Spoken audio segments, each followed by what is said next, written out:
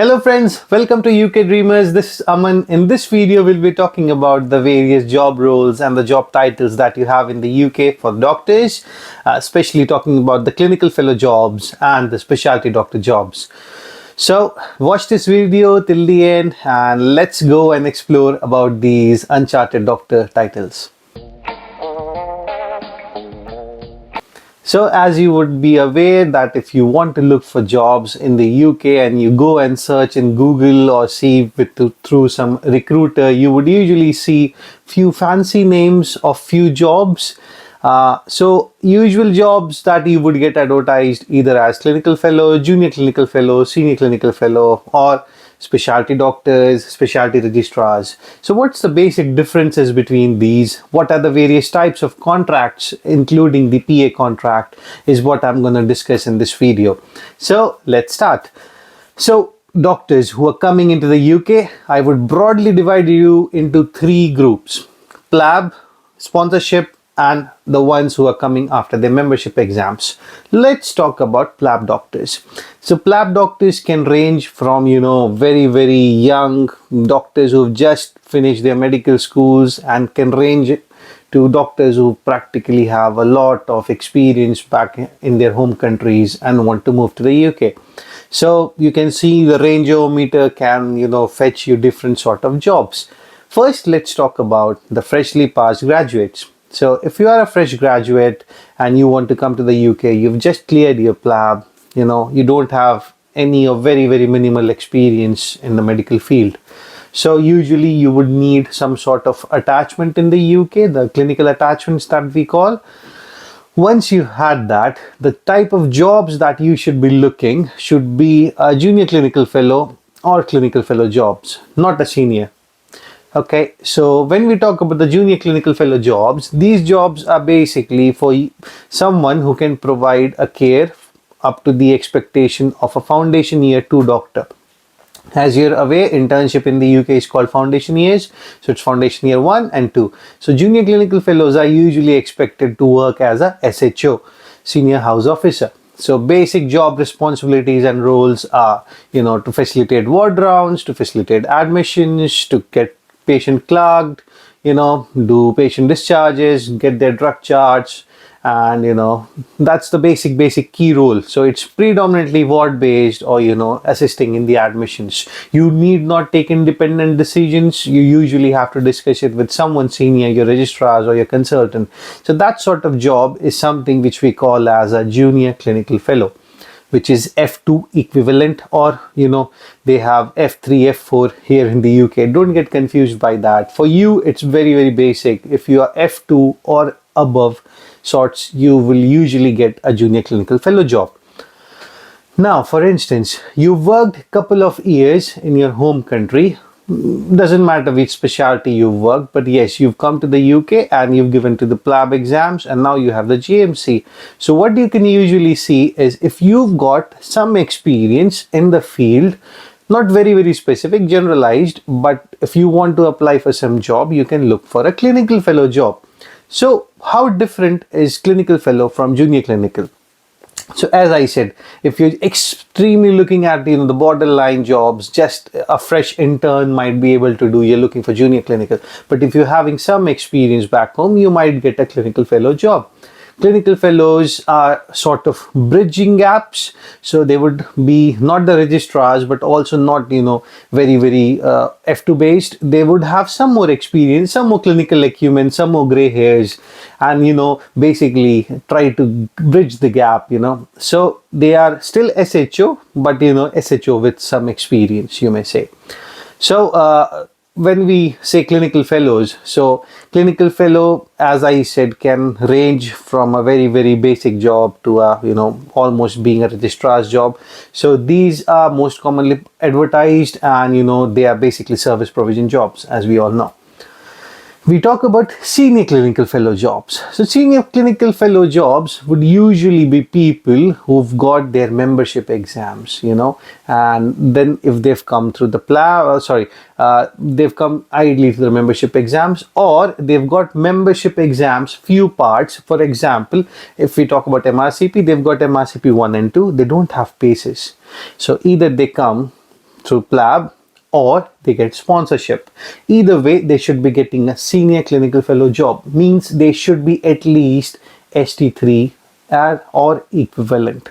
As you guys know, so if you are F2 and above, junior clinical fellow. F2 above, somewhere between ST1, ST2 post clinical fellow, and something ST3 and above, senior clinical fellow.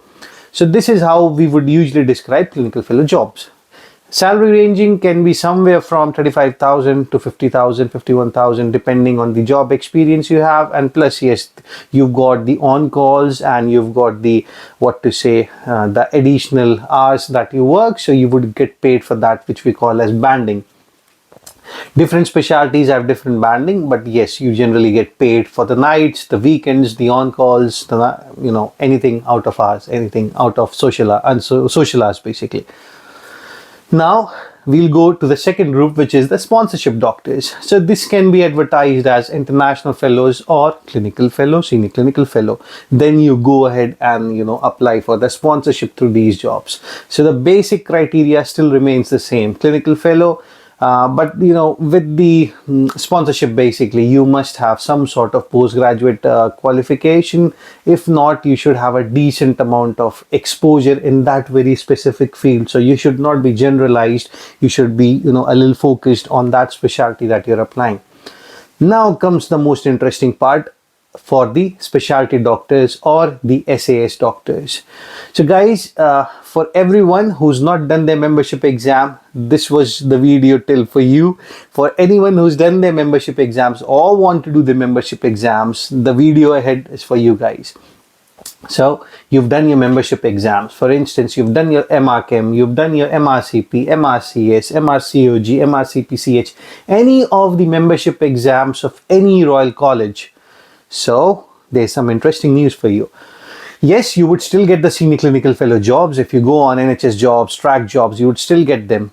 But there's another job role which would be actually quite attractive to you, which is the specialty doctor jobs.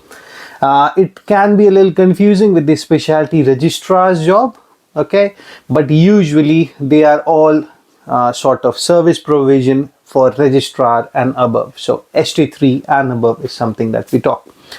So now let me tell you to make it very, very simplified. You've got the membership exam, okay? If you come and work as a fellow, any sort of junior, clinical, senior, so you would usually be working at a fixed rota pattern, on calls and everything.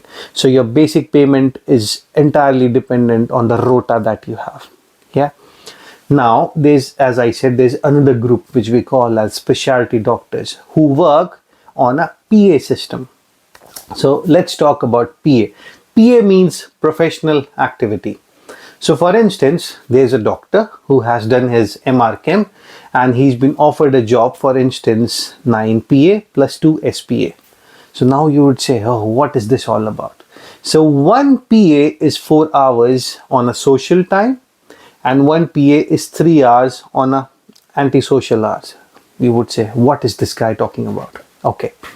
So for instance, Aman got a job at XYZ hospital as a specialty doctor. So he's got 9, say, let's make it simple. He's got 10 PA contract along with 2 SPA contract. So ideally, I'm still working 40 hours a week. Yeah.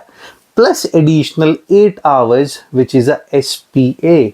SPA is basically for you to come and upgrade your skill. Supportive professional activity. You can do teaching, you can do procedural skills, you can do audits, you can come and help the department designing few things, and overall try to do some sort of non-clinical leadership or, other teaching sort of activity. And this would actually contribute to you for getting your competency signed off. So the way you get paid is every PA.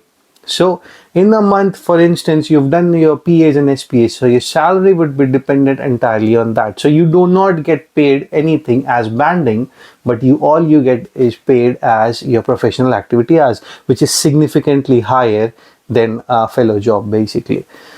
What are the advantages of SPA? and this PA system basically. So you would eventually be working somewhat less days in comparison to someone who's actually on a clinical fellow rota. So your antisocial hours and everything, comprising, it would slightly differ. If you see, it's slightly relaxed. I'm not saying extremely relaxed, but slightly relaxed. So if you're thinking about doing a CESR pathway, which you can see above, I just made a video recently on it. So ideally try to find a PA job pattern, because it will help you to get your things sorted. Because when you're in CESR, it's a self-designed training. It's a, what to say, self-schooled sort of system. So basically you would need specific days to get your things sorted, write your portfolio, gather evidences, do audits and whatnot. So you would need those, and that's extremely helpful basically. So if you see, the good centers who are offering CESR programs would usually give you a PA job or a specialty doctor job rather than giving you a fellow job. So the pay is different, yeah, the working styles are different, and also there's one interesting thing. So for instance, if you're working as a specialty doctor in a PA contract system, if you have worked 13 months consecutively in that job, you will get pay protection. So what is pay protection? So for instance, you were working in, for instance, emergency medicine. You worked quite a few, like a long time. So you worked about 3 years here in the UK, and now you think, you can't just, you just want to do something else. Probably because you're getting too old, family commitments and whatnot, guys. This is nothing to judge anyone. It's just to how this transaction works basically. So now you worked as a specialty doctor. You've got the code of the specialty doctor. So for instance, your basic pay is like about 56,000, for instance. So when you go and enter the specialty like training, for instance, you want to go and apply for GP training, for instance, you will get the pay protection from where you are like working, at which salary you were working. And when you start as a specialty trainee, core trainee, whatever, you would still be carried on that pay scale. How this is attained is quite difficult, because you have to discuss this with the deanery. Few would say yes, few would say no. I have not got any personal experience with it, guys. So you can, ask few of the guys who have actually done it. I know few of my colleagues who have, switched from being ST3 in some specialty, and they've gone back to ST1 in GP, and they're still getting pay protected, but they were in training. So in training, you would definitely get a pay protection if you are, at higher level and coming back to a lower level.